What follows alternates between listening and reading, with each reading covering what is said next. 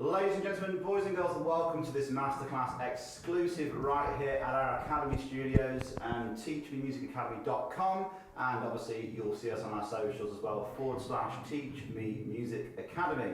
Today we've got the superb Nick Carter with us right here. Welcome to the studio, Nick. Thank you very much, Marcus. Great to be here. Yeah, lovely. Thank you, mate. We've got a bit of a cool masterclass in store for you. For those of you who don't know Nick, you definitely will do after this video.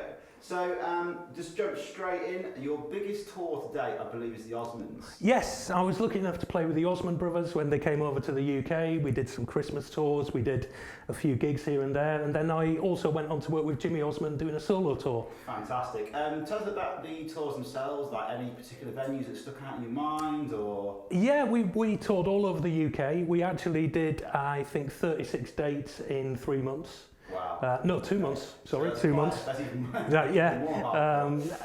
All over the UK, and it was about the time when we had the really bad snowstorms as well. I remember. Yeah. So yeah, we played all over the UK, big theatres, and we did a couple of the Butlins big weekenders.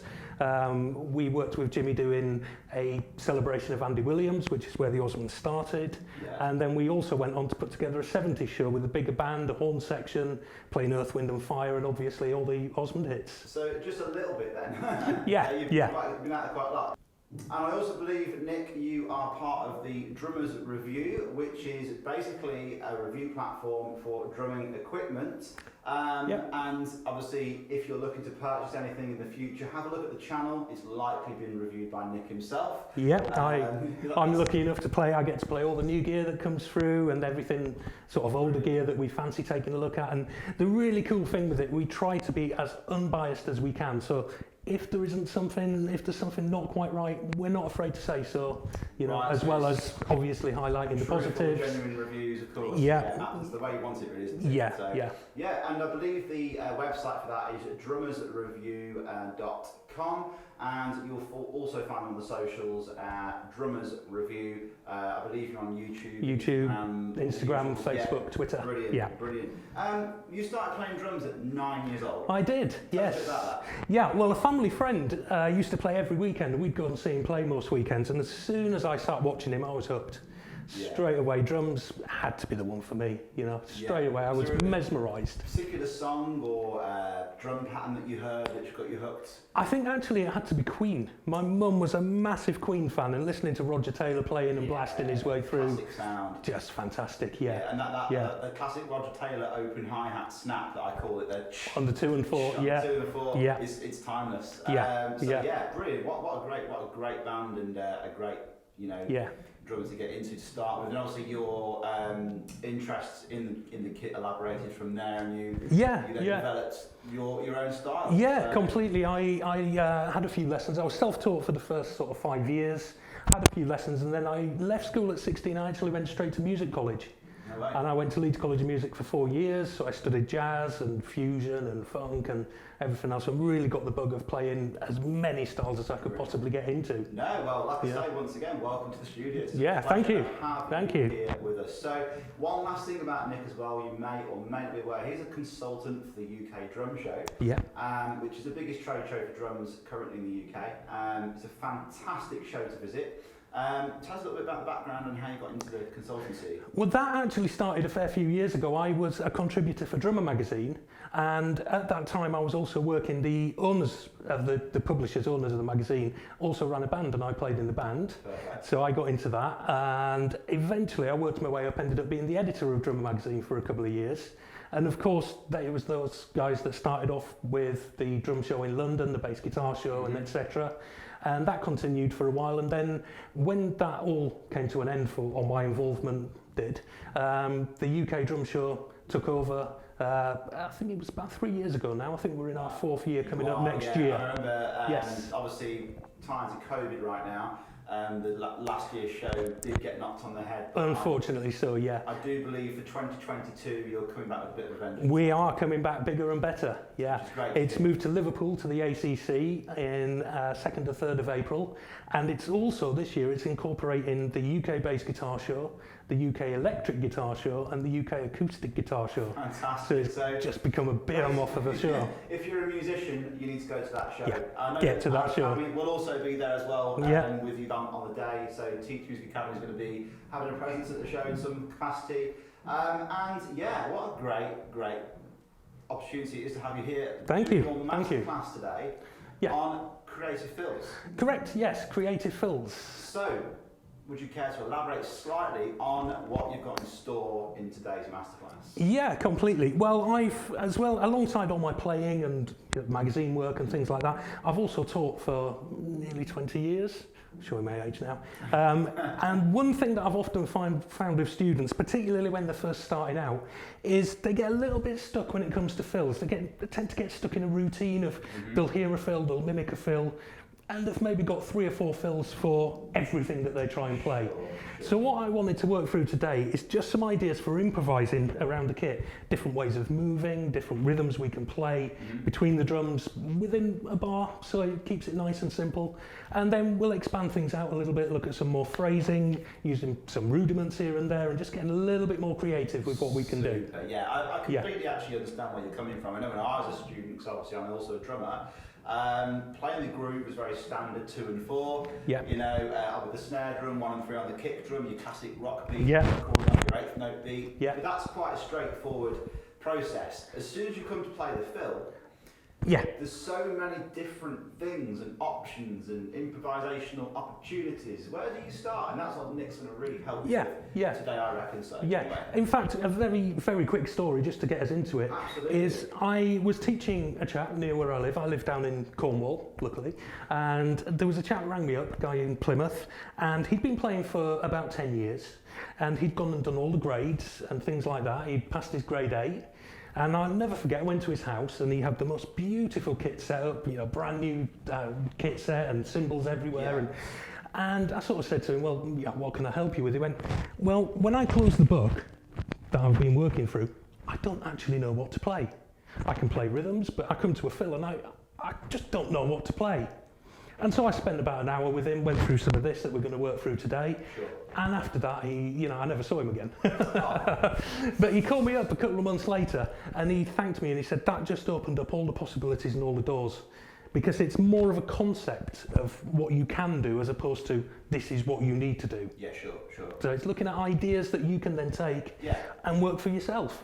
That's the beauty of drums in the day. There is, obviously there are right and wrongs to some degree in capacity, but when you come to improvisation, the world is kind of yours on the drum kit. Absolutely. And it's what sounds good to you as well. So absolutely. Hopefully today's masterclass with Nick will really help you drummers out there.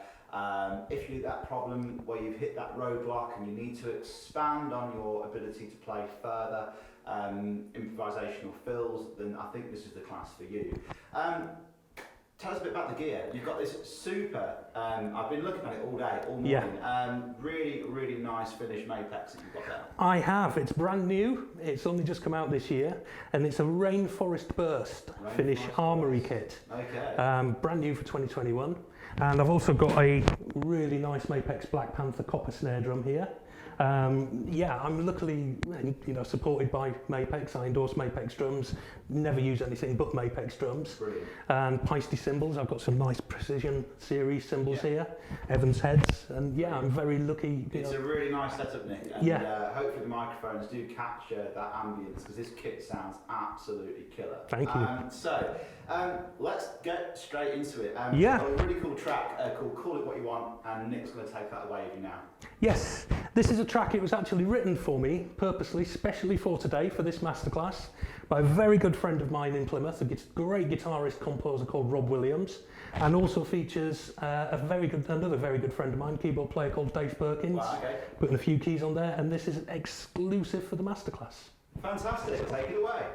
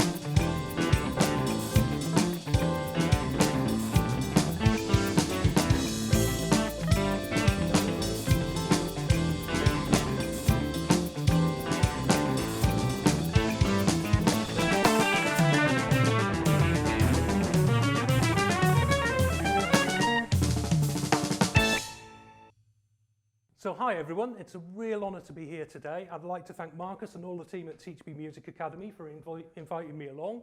And yeah, we're going to be looking at improvising fills, like we said before. So really often when you're playing and you're reading a piece of music, what you often see is you're told to play a certain pattern for a certain amount of bars, and then when it comes to where a fill is needed, it is literally just the word fill with 4 slash marks. If you're in 4 beats to a bar, each slash mark means 1 beat each. So you'd often see, play something like this.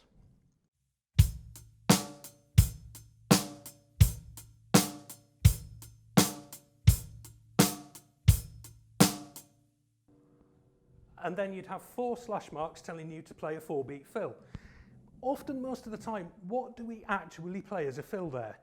Well, I'm going to give you some ideas of some of the things that you can actually do here. So what I like to do, and you'll see in the accompanying PDF, is think of each beat as a box or a cell. So a little empty box. So if there's 4 beats in a bar, there's 4 empty boxes.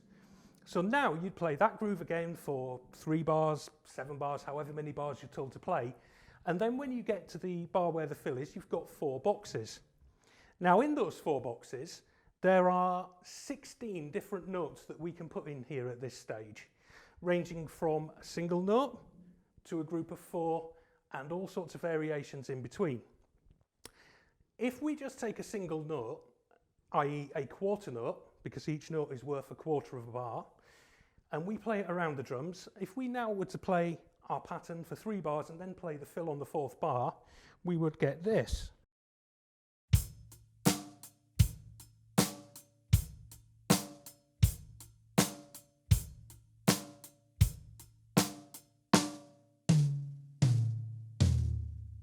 So you can hear there, we've got 4 beats in the bar, we're playing 4 notes around the kit. Pretty easy, pretty straightforward.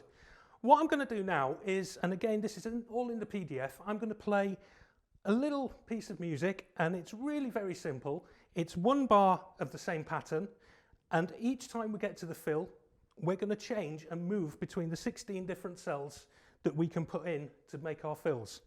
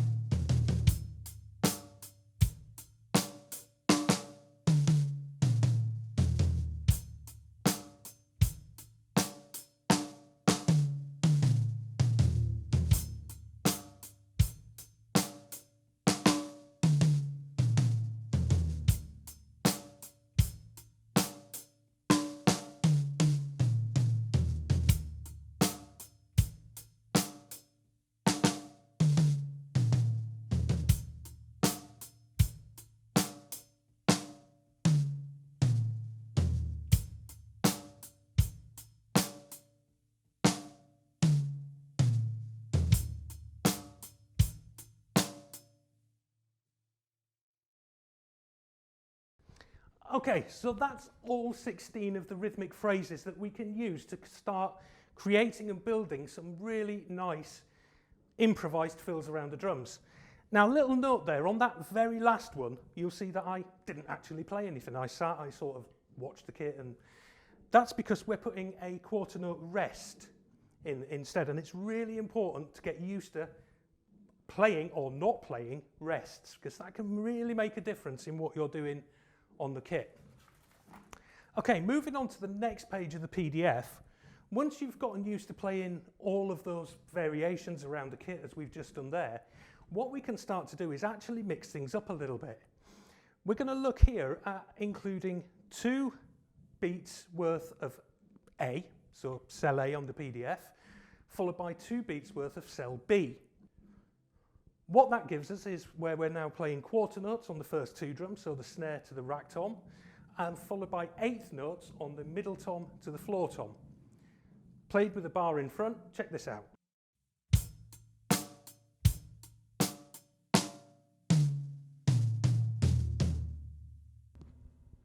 So as you can see, fairly straightforward, fairly easy, just moves around the kit, and we're just using A and B from the PDF.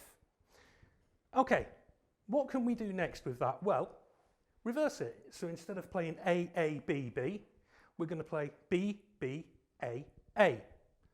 Okay.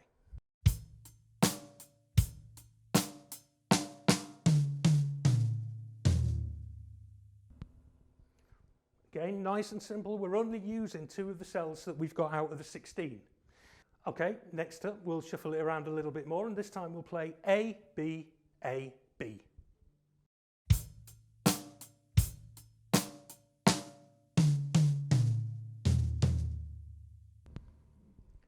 And then we can reverse that, so we play B, A, B, A.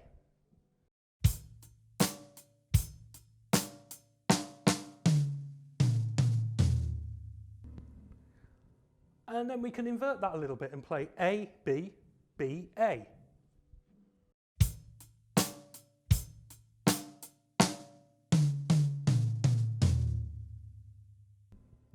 And then the opposite of that, so B, A, B.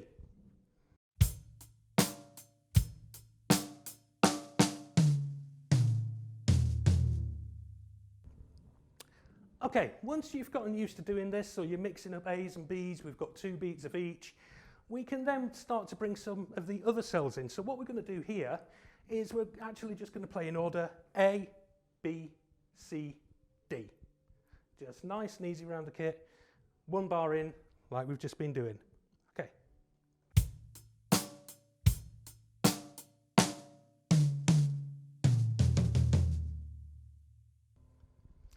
Now, it's really important here that as we're playing the fill, we're thinking about the time and the timing that we're playing around the drums.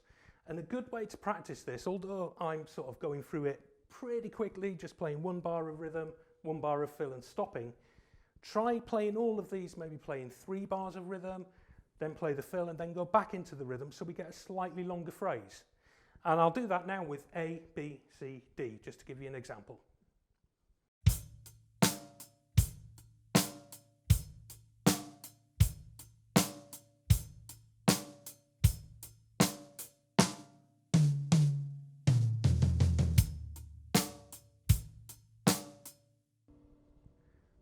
That way we get used to going from pattern to fill and back to pattern again, because musically that's what we do as we're playing. Okay, let's shuffle that around now. Let's actually reverse that, play D, C, B, A. Okay.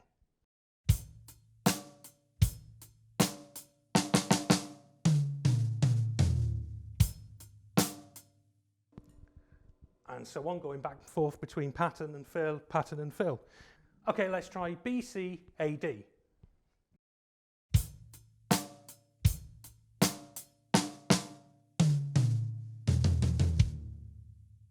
Okay, and finally C, B, D, A.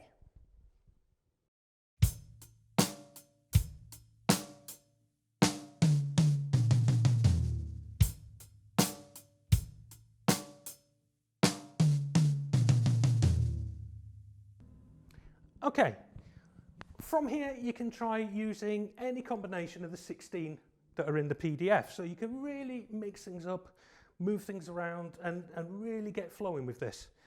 If you look at the next page, we've actually got another 10 fills just laid out for you here to have a play around with.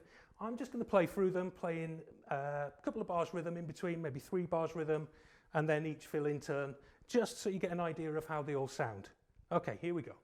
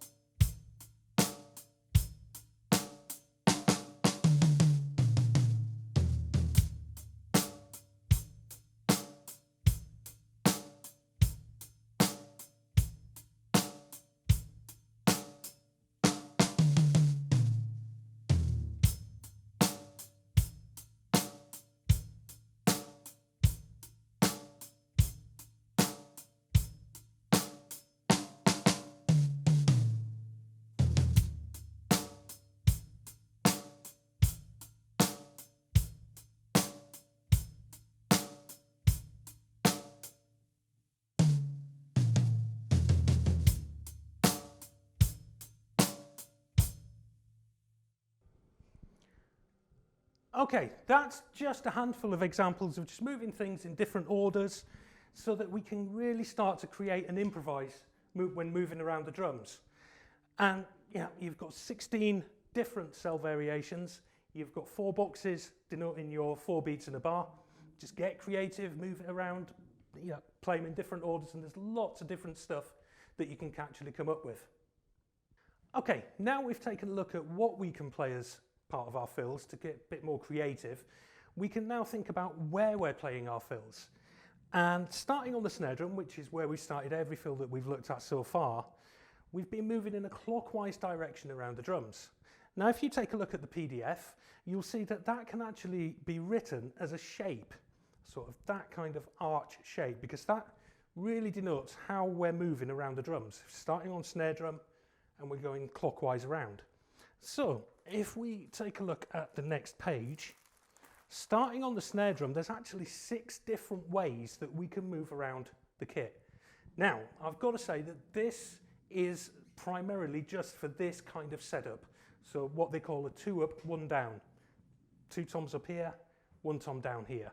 If you've got a different setup, maybe a 1 up and 2 down, so you've got 2 floor toms and just 1 rack tom, you can modify this to still move around the kit and find different ways of working.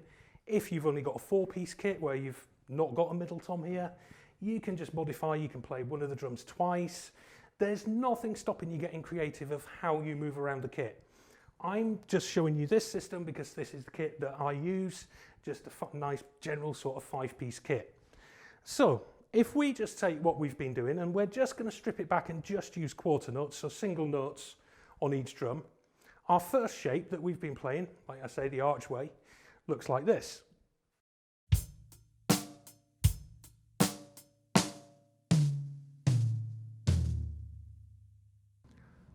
Okay, moving on, the second shape that we can play, again starting on snare drum, is actually just the reverse. So instead of playing clockwise around the drums, we're going to play anti-clockwise. Let's try this.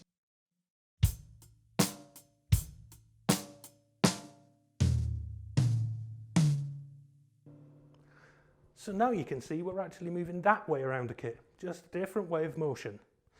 Okay, the third shape that we're going to look at, it almost looks like an N shape, because what we're doing, we're starting on snare drum, moving up to the small tom, then down to floor tom, then back up to the middle tom. So it's like an N shape. Okay.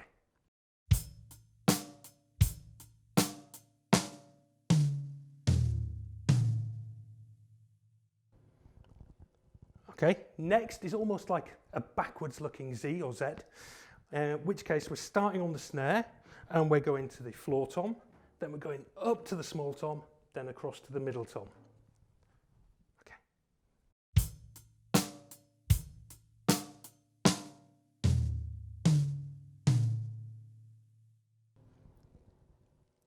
Okay, 2 more to go. This time we're going to start on snare drum, onto the middle tom, then back up to the smallest tom, and then down to the floor tom.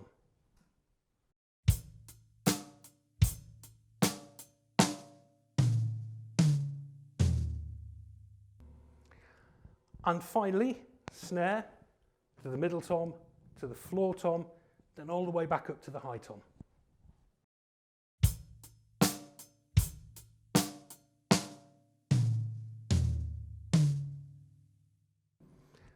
Okay, so that's the 6 different ways that we can move around the kit.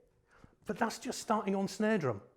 What we can then do is we can take those 6 shapes and the 6 ways of moving and modify them. So we can start on here, or we can start on here, or we can start on the floor tom. And actually, overall, there's 24 different ways that we can move around the kit. Okay, so if you look at your PDF, we've got a few different examples. The first one being, we're going to start actually on the small tom, and we're going to do a U shape. So we're going to start small tom, snare drum, floor tom, middle tom. Again, just using quarter notes, keep it nice and simple. Just get used to moving in different directions around the drums.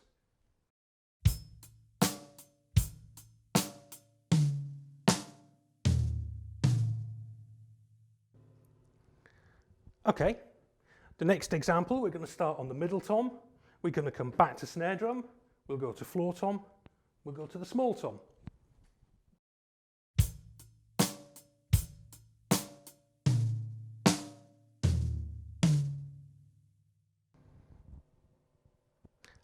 Okay, next up we're going to start on the floor tom, go to the middle tom, to the snare drum, to the small tom. Again, all of these are written in the PDF, they're all written out, and you've got nice little diagrams of showing you exactly the motions and which ways to move. Okay, so here, there, snare, small tom.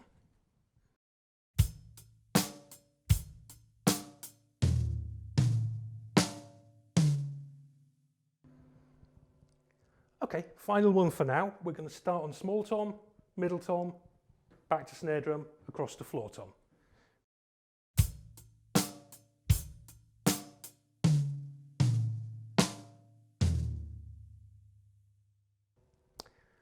Okay, so you can see there, just using quarter notes, there are 24 different fills that we can play. If you then think about the 16 rhythmic cells that we looked at earlier, that gives us a heck of a lot more. And also, if we move on to the next page, what we can actually do is we can combine the format that we used before of mixing up the 16 different note patterns, different cells as I like to call them, with the 24 different shapes. For example, if we take one of the fills that we looked at before, A, B, B, but this time we're going to play it in that sort of backwards end shape, so floor tom, middle tom, snare drum, small tom. You would get this, a couple of bars rhythm, then we'll play that as a fill.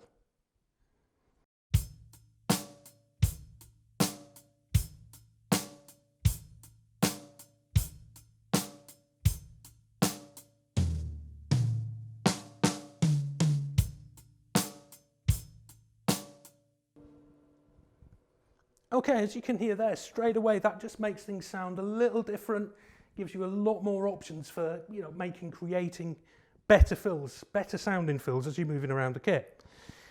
Okay, on the next page of the PDF are just 10 more examples of different ways we can mix things up, mixing up the different notes, mixing up the different shapes, moving around the kit and just getting really creative with our fills. So I'm just going to play through all 10, 3 bars rhythm in between each one, and this is what they should sound like.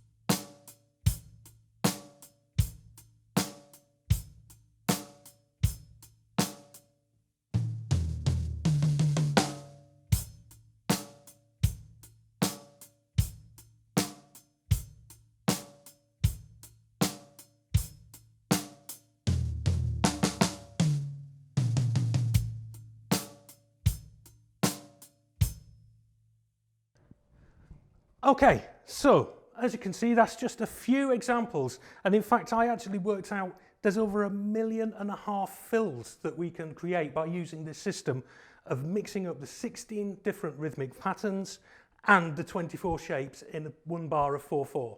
So that's one way that we can really push ourselves to create better fills. There's no hard and fast rules with any of this. You can improvise a lot freer. You can play, you don't just have to play the rhythmic cells on one drum. For example, if you wanted to play 4/16 notes, you don't always have to play them on just one surface. You could split them across two. For instance,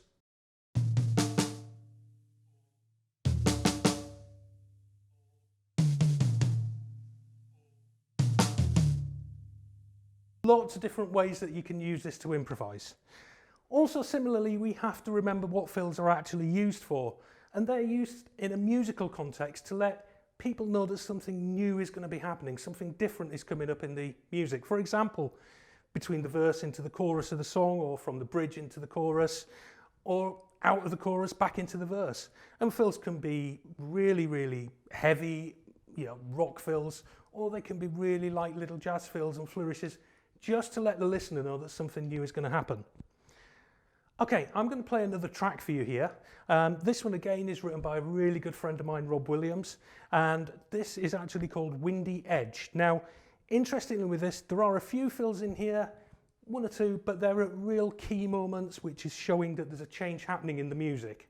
Hope you enjoy.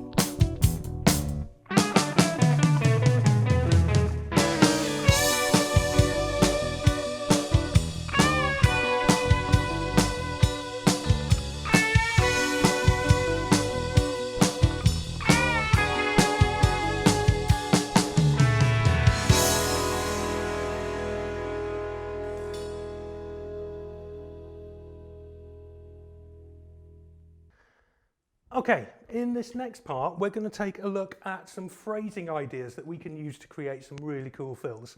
And they're all just centered around 16th notes. So we'll start off just gently playing them on the snare drum quite slowly, a sort of 1 Eana, 2 Eana, 3 Eana, 4 Eana, about that speed. Okay.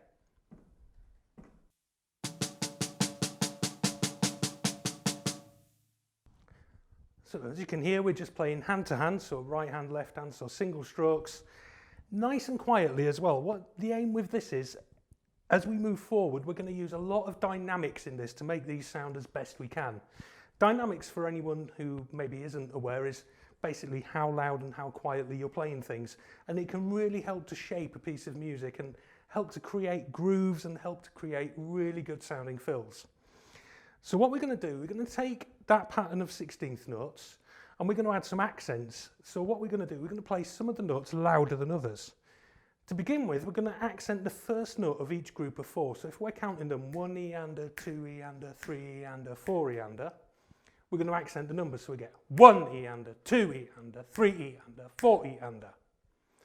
Okay, let's play that on snare drum again, nice and steady, about that tempo.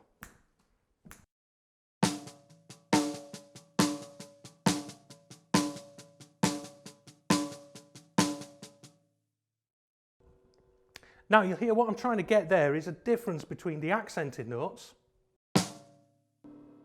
and the unaccented notes. So we get a real curve rolling through that. Let's just play that a couple of times through. Okay, maybe a touch faster.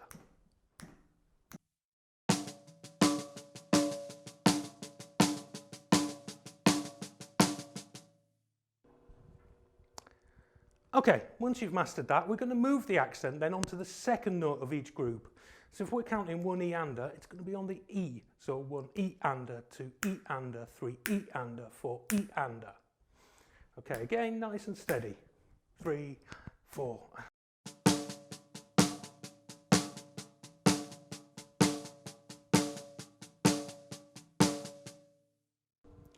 Okay, what I'll do this time, I'm going to keep the hi-hat running on the beat so you can hear that the accent has moved, because if you don't have a pulse working there with you or thinking about working with a metronome, then you can suddenly get a little confused as to thinking that the accent has moved and it is on the beat, where it isn't. It's a semi-quaver or 16th note after the beat. So keep this running.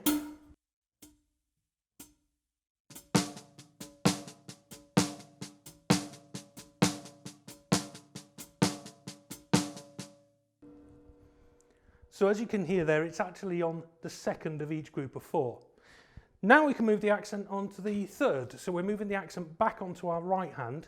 So we get 1 Eander, 2 Eander, 3 Eander, 4 Eander. Again, we'll keep the hi-hat running.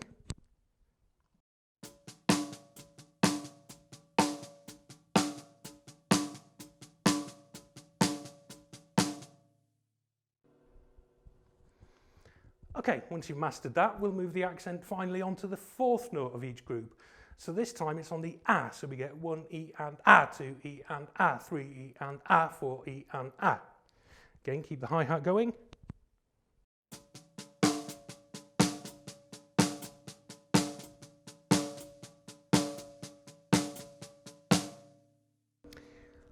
Okay, now what we can do, and it's all written again, it's all in the PDF that you should have there. We're going to play a 4-bar phrase where we're going to play all 4 variations back to back. So we play 4 beats of each, and then we just maybe play that twice through. Nice and steady, about this tempo.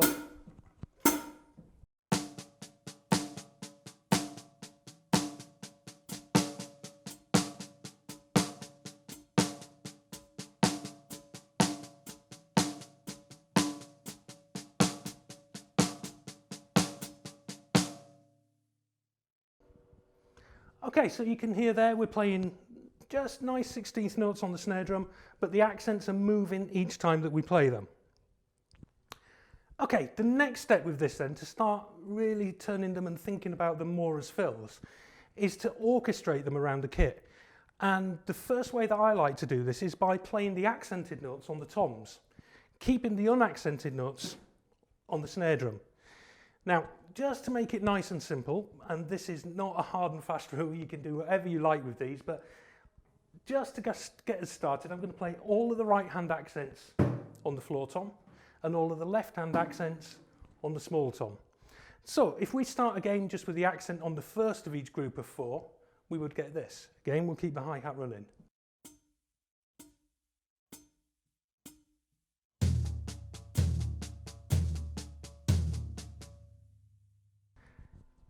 Again, just like before, we want to keep the snare drum notes really as quiet as we can, just to get that kind of wave motion as we're playing there. Okay, let's move the accent now up onto here, onto the second of each group of 4, just as we did on snare drum.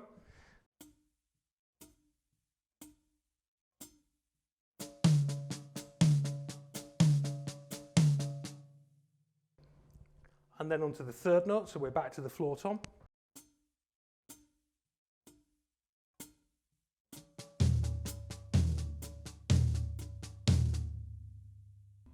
And finally onto the fourth note, so we're back up onto the small tom, left hand.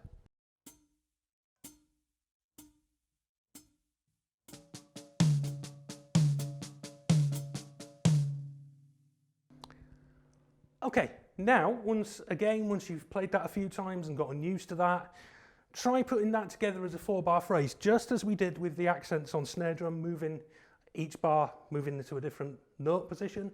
Try doing the same again, but this time accenting on the toms.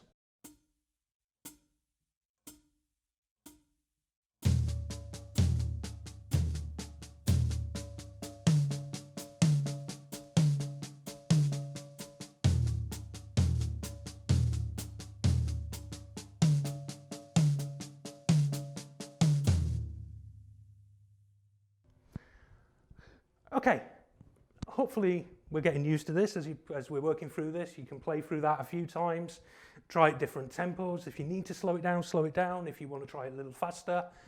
The important thing really is to watch the dynamics so the snare drum doesn't become too loud. What you don't want is this.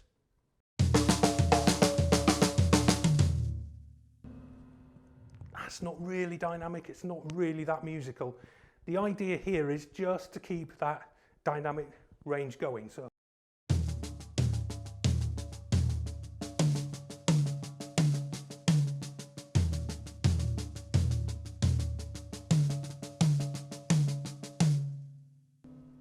you can really hear the difference between the accented notes and the unaccented. Okay, the next way that we can then orchestrate this, keeping the unaccented notes again on the snare drum, but this time instead of playing the accents on the toms, put them on the cymbals. We haven't included the cymbals yet, and this is a great place to be able to do that. So if we accent the first of each group of 4, we could play it on any crash cymbal or even the ride cymbal that you've got. I'm just going to play it up here, and this is, again, we'll keep the hi-hat running, and this is what this one should sound like.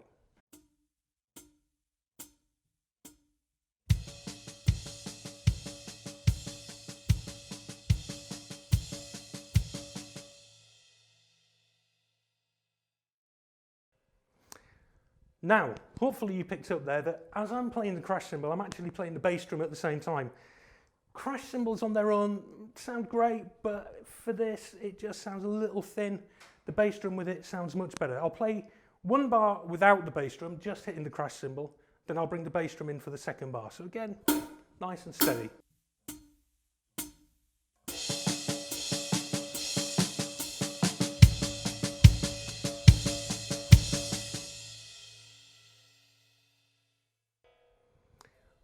As you can hopefully hear, when you add the bass drum in, it just adds a little bit more depth. So that's personally how I like to do it. I like to have the bass drum playing when the crashes are playing.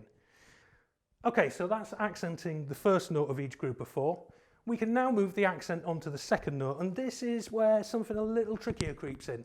Because what we're going to try and do is we're going to try and play our left hand on the crash, either crash or splash or hi-hat, whatever you've got, with the bass drum. And this is where you're playing left hand, right foot at the same time.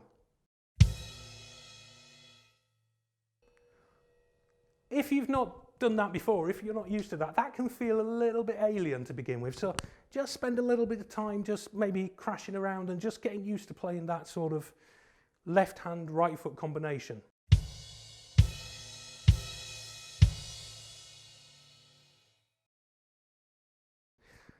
So, going back to our patterns here, and we're going to accent the second note of each group of 4, just as we've done on snare drum and the toms. Okay.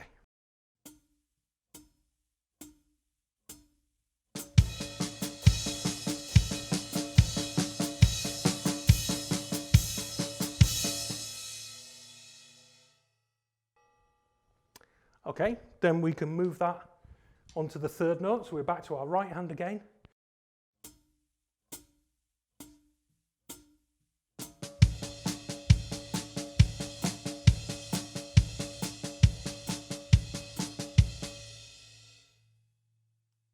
And finally onto the fourth note of each group of 4.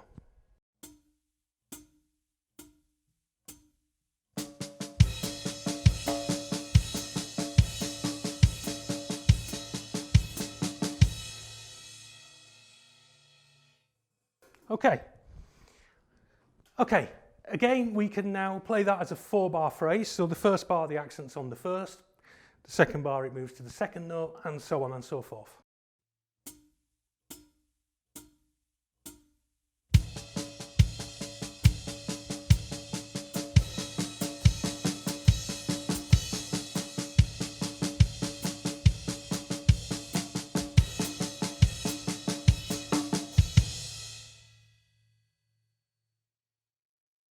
Okay, moving on to the next page of the PDF. What we can then do is we can start to mix that up even further. This first exercise here, what we're going to do is we're going to play all of the right hand accents on the crash and the left hand accents on the rack tom. So again, we're just going to play that 4-bar phrase, but looking at those different ideas and combining the 2 different ideas. So right hand on crash, left hand on the small tom. Here we go.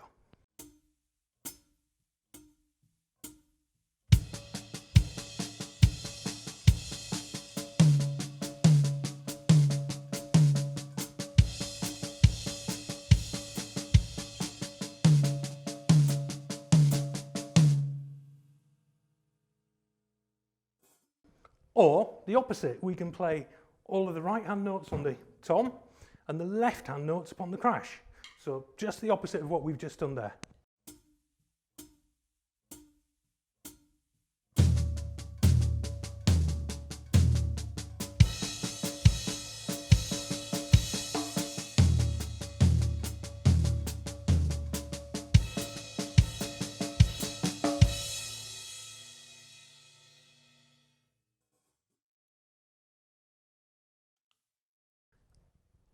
Okay, from here, this is where we can now start to get really nice and creative.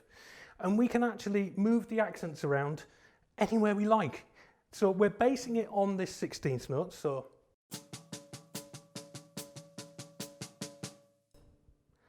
And we can place the accents anywhere we like in there.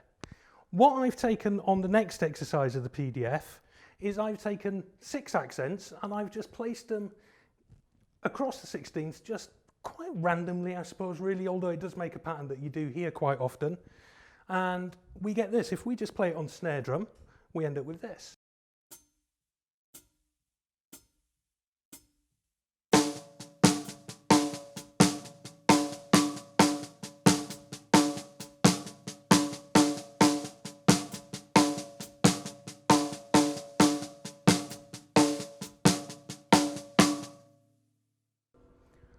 Okay, if we then start to orchestrate it around the kit, first we'll play all of the accents on the toms. Here we go.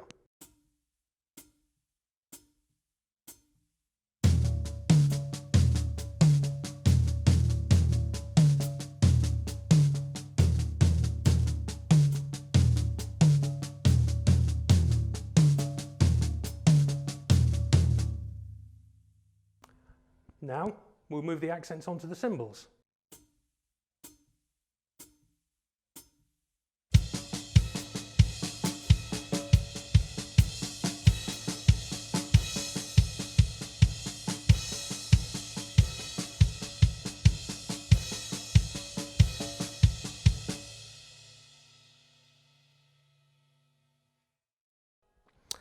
And then we can do what we did earlier. We can play the right hand accents on the crash, the left hand on the toms. So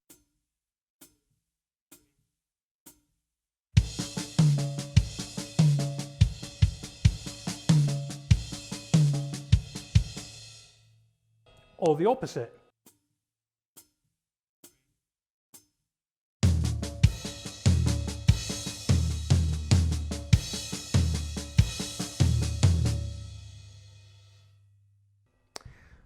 Okay, what I'm going to do here, I'm going to play this a little bit faster. I'm going to orchestrate it first on the toms, second on the cymbals, and going back to what we did originally, I'm going to play 3 bars rhythm pattern before the fill. So 3 bars, then we'll place the accent on the toms, 3 bars, we'll place it on the cymbals, a little bit faster just to give you an idea of how it sounds.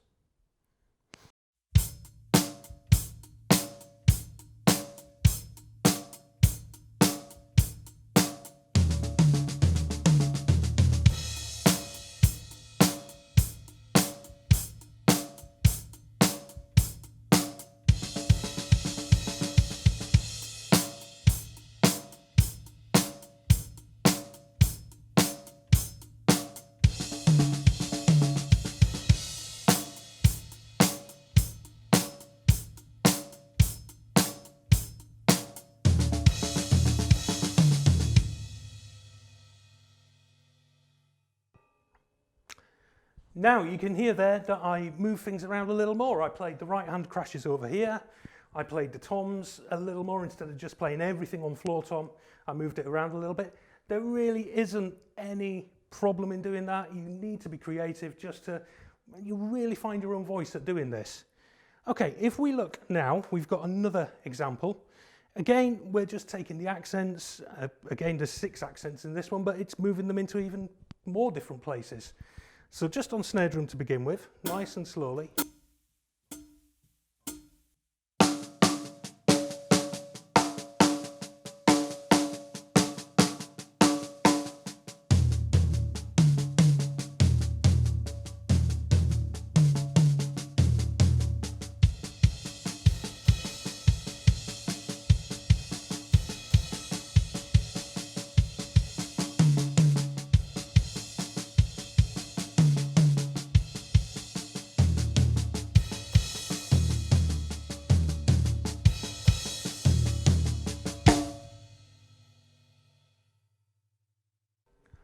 And that was all of the different orchestration ideas that you can play just all back to back there. Okay, one more final one just before we move on a little bit. Again, just a nice easy accent pattern. We'll start on snare drum.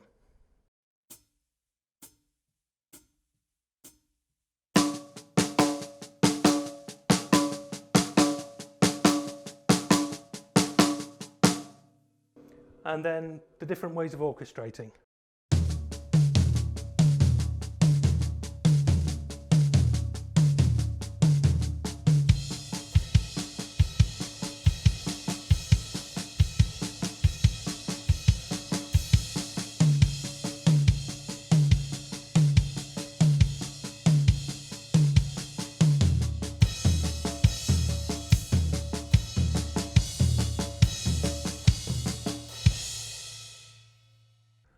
Okay, that was just a few examples of what you can do. Just, choose a random number between 1 and 16, write a load of 16th notes out, accent different ones here, there and everywhere, and just have fun playing around with that.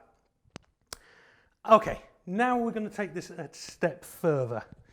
What we're going to actually do now is play practically the same things again, but this time the unaccented notes, we're going to double them all up. So we're going to use double strokes to play double notes all the way through. So if we take the first accent pattern where we're just accenting on the 1, 2, 3, 4, we get this.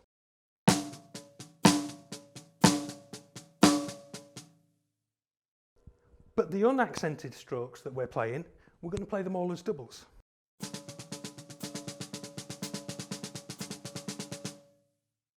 So that would give us, on the first pattern, this.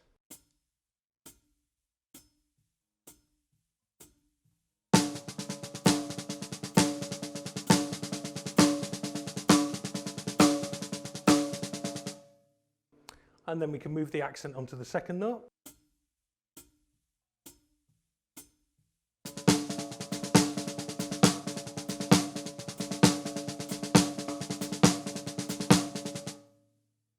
Onto the third note.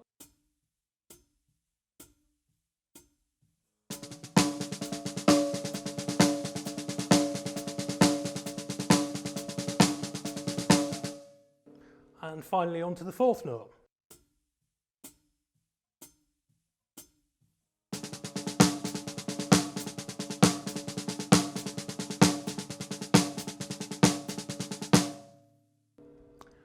Okay, and then we can play all four back to back, just as we did earlier, but all of the unaccented notes are doubled up, played as double stroke roll.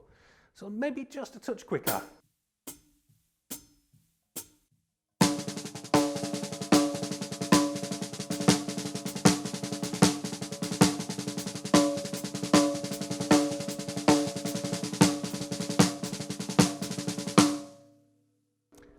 And then we can look at orchestrating them around the kit. So first off, we'll take them on the toms.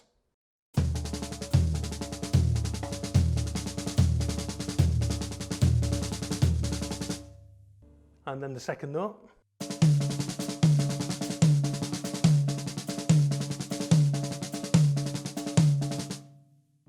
Third note.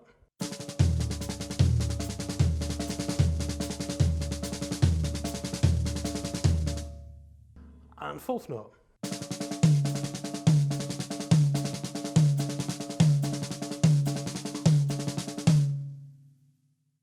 And then again we'll play the 4-bar phrase, so we're playing each one, progressing through as we go.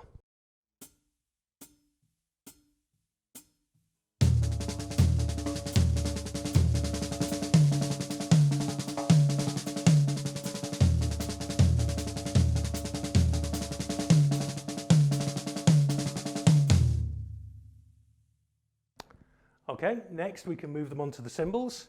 So what I'll do here, I'll just skip through to the 4-bar phrase, practice each bar individually as we have done, but the 4-bar phrase with the crashes.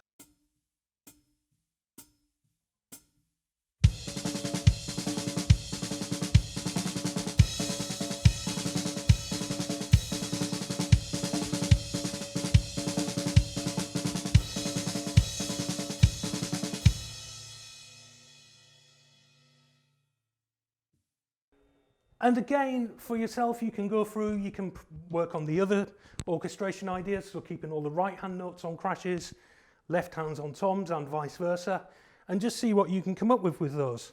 But the really cool part is when we get to thinking about the phrases, for instance, that we looked at earlier. So if we recap the first phrase that we looked at, just played on snare drum, just a single notes, no doubles in here yet, it was this.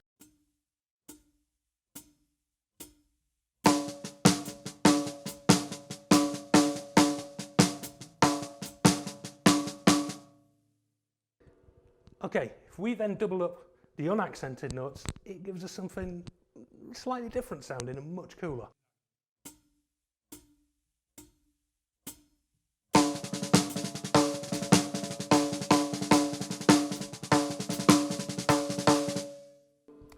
And then we can orchestrate it. So toms.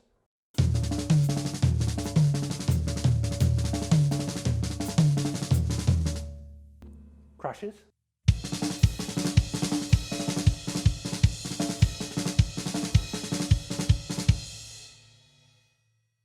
And so on and so forth. So what you hopefully end up with the sort of, not so much the ability to play, but the understanding of how to play, is just how to improvise, so that when you come to a fill, you can launch into a flow of 16th notes, accent wherever you like, double the notes up if you want to, move things around the kit, and it just opens up a lot of ideas for you. Just to finish this little section, I'll just play a few bars rhythm and a few completely improvised fills. There's nothing written for these. This is not on the PDF. Okay.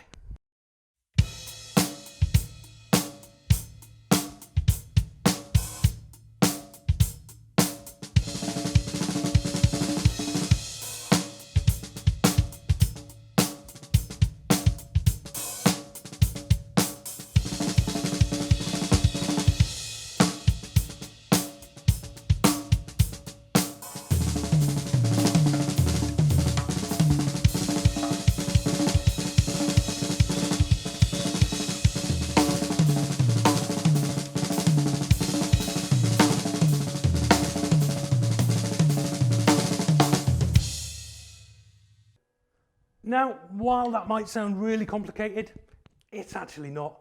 All it is exactly what we've just been doing there. It's taking 16th notes, it's adding accents, it's orchestrating it, and then it's just doubling up the unaccented notes. Okay, this final little idea is just a really quick one that you can play around with for yourselves, and it involves playing 16th notes again, so 1E and a 2E and a 3E and a 4E and a 16 notes in one bar of 4/4, but breaking them up into sections of 3 and 2. So, if we think about 16 notes and we want to split them into 3s and 2s, the best and easiest way actually of doing it is to play 4 groups of 3. So we get 1, 2, 3, 1, 2, 3, 1, 2, 3, 1, 2, 3, followed by 2 groups of 2, which is what's written on the notation here. So if I click pulse going, and then I'll just play that on the snare drum. Okay.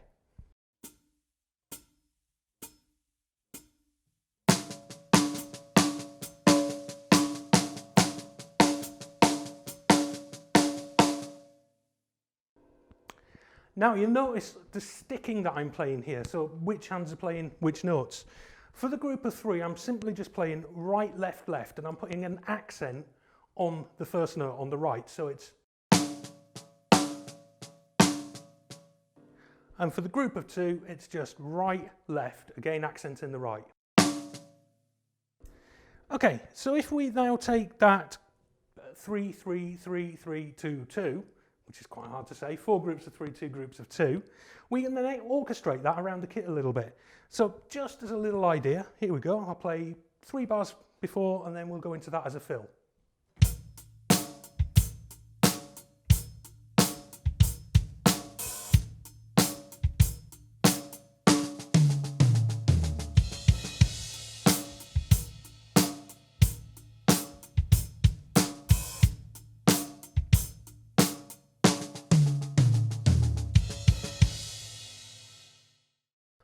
Okay, what we can do from here is actually think of the bar in 2 halves. So instead of being 4 beats, we've got 2 beats and 2 beats. Now, what we said a minute ago was we would have 4 groups of 3 and 2 groups of 2. If we're just playing half a bar, you've got 2 groups of 3 and 1 group of 2. So this next fill is basically just that. It's 3, 3, 2, but then we repeat it to get the full bar. So we've got 3, 3, 2, 3, 3, 2. I'll start it on snare drum and then I'll just move it around the kit, maybe play some pattern and then play it as a fill. Okay, so.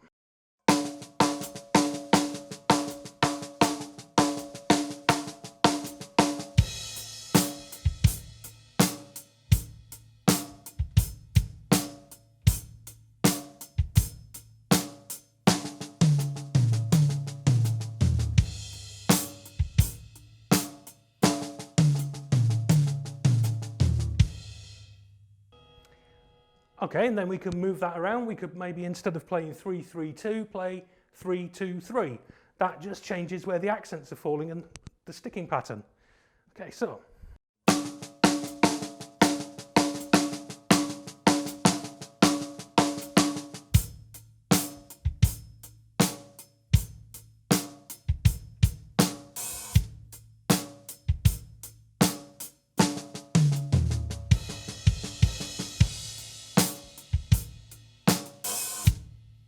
Okay, next up, maybe 2, 3, 3. So 2, 3, 3, again repeated, so to give us a whole bar. Here we go, start on snare drum, then orchestrate.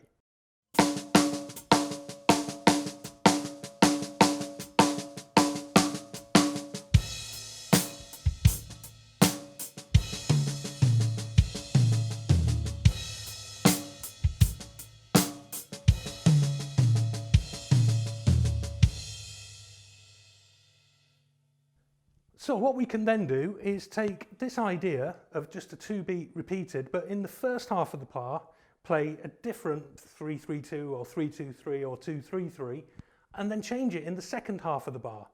So in this final example here, we have 3-2-3 in the first half of the bar, followed by 2-3-3 in the second half of the bar. Again, we'll start on snare drum, then just orchestrate it a little around the kit.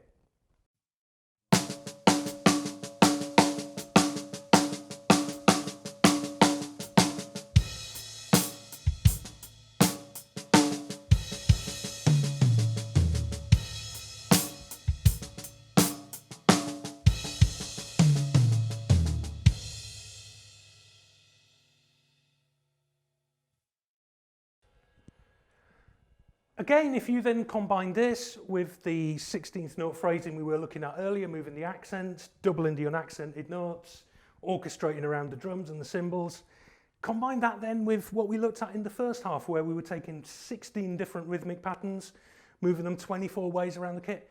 That gives you a lot of scope for improvising and creating some really cool sounding fills. Again, like I said earlier, there's no hard and fast rules with any of this. Have fun, be creative, improvise, and hopefully you'll come up with some really cool fills just for yourself.